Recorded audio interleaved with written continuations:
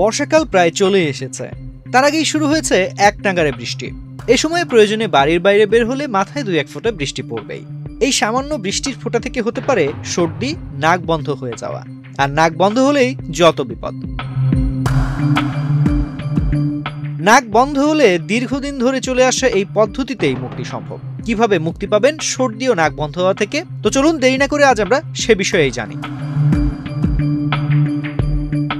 গরম পানির ভাপ নিতে পারেন, এতে মিউকাস বাইরে বেরিয়ে আসবে।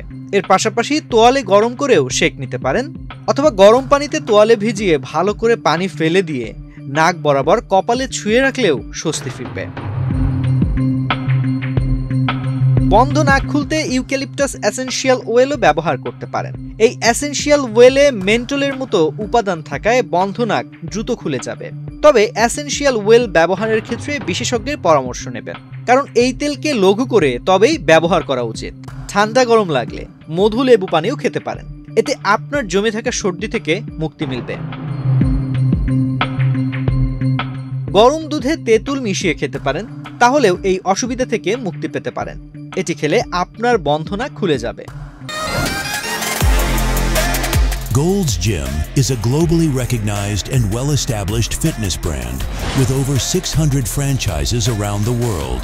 Now at the Boshundara Sports Complex and Boshundara City.